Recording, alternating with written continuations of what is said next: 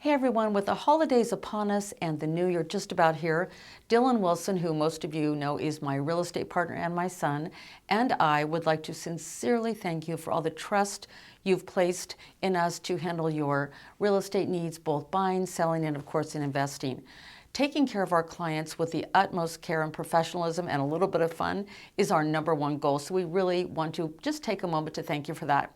Now, moving ahead into 2024, it appears inflation is somewhat taming, which means that the Feds would likely lower rates a little bit in 2024, and that means obviously allowing people to buy a little bit more than they could before with rates lower.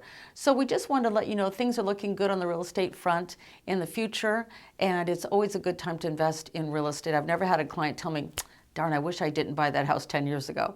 But anyway, all kidding aside, we just want to thank you with sincere hearts for the trust you've placed in us, and we look forward to taking care of all of your real estate needs in 2024 and beyond. Merry Christmas, happy holidays, and wishing you all good things.